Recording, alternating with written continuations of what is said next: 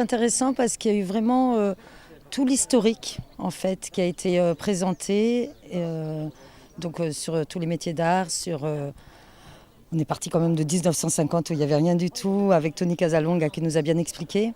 Et par rapport à toutes les institutions et les différentes démarches qui ont été effectuées pour valoriser les métiers d'art en Corse. Cela permet d'échanger des idées, de trouver des moyens de pouvoir se développer aussi bien dans la création que de la commercialisation. Et à plusieurs, on est plus fort. C'était une très belle journée déjà pour rencontrer des personnes qu'on n'a pas l'occasion de voir souvent, notamment les gens de ces organismes et d'autres créateurs justement, de pouvoir se retrouver ensemble et de pouvoir, par rapport à l'échange qu'il y a eu aujourd'hui, ce matin, et c'était très important de se retrouver, d'écouter surtout. Moi j'écoute beaucoup et je suis très preneur. Alors, ce qui est très bien, c'est qu'il y a une réunion de tous les artisans, métiers d'art ou pas métiers d'art.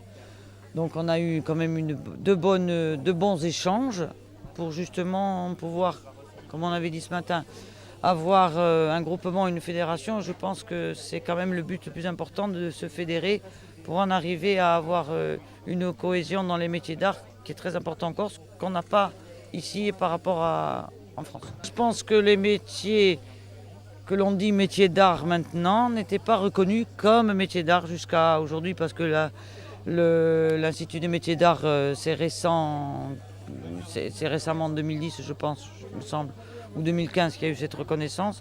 Donc ça, c'était un peu en sommeil, on exerçait notre métier un petit peu partout.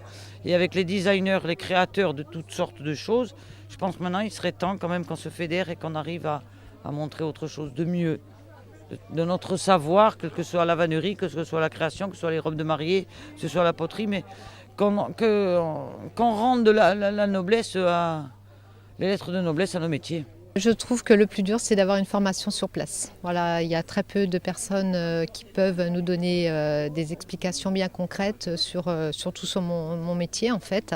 Donc il a fallu que j'aille prendre des cours en fait sur la région parisienne. Parmi tous les sujets abordés aujourd'hui, celui de la fédération, quelle est l'importance de la fédération pour l'artisan? Quel est le rôle de la fédération? Le rôle de la fédération pour l'artisan, c'est pouvoir communiquer ensemble. Là, c'est ce que fait Strada degli Artigiani.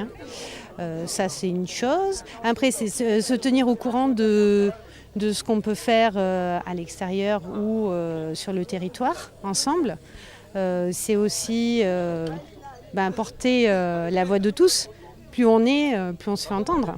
Écoutez, c'est un bonheur. On est là dans les rues de Pigne, dans les rues où se mêlent artisans, commerçants, artisans d'art, producteurs locaux, touristes, visiteurs d'un jour ou d'une année tout entière. Il y a véritablement une très belle dynamique qui est à l'œuvre, qui est accompagnée et soutenue par les élus locaux, bien sûr les équipes de l'ADEC, avec un excellent accueil de la part également du monde consulaire qui a répondu très présent lors des débats d'aujourd'hui. Donc une véritable dynamique de fond que l'on est heureux, je dirais, d'enrichir et de nourrir, et pour nous, la nécessité désormais d'aller plus loin, et aujourd'hui autour du design, de la création, de la volonté de promouvoir les métiers d'art et l'excellence dans le domaine de la création artisanale, une niche économique clairement identifiée.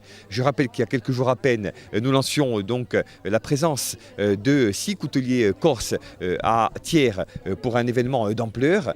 Aujourd'hui, nous continuons avec la promotion de l'artisanat et de l'excellence en Corse. Nous allons poursuivre et je crois qu'il y a véritablement aujourd'hui même une dynamique qui est lancée, qui est à l'œuvre et qui, de mon point de vue, ne s'arrêtera pas. Est-ce qu'on peut parler d'exemples de Pigne pour ce qui est de la création et de la mise en valeur de ces créations? Oui, je crois qu'il y a un village qui a été tout entier mis en marché, non pas au sens barbare ou brutal du terme, mais au sens d'un développement durable, partagé, concerté, maîtrisé, avec une véritable valorisation des savoir-faire, de l'artisanat, une traçabilité qui est totale et une qualité, une excellence même, qui sont au rendez-vous.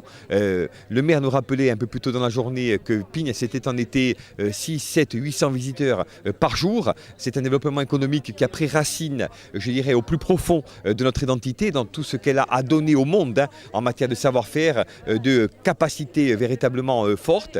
Donc c'est pour nous, oui, un exemple, mais dont nous pensons qu'il n'a pas vocation à être circonscrit à Pigne, mais qui peut faire tache d'huile et faire école dans la Corse tout entière.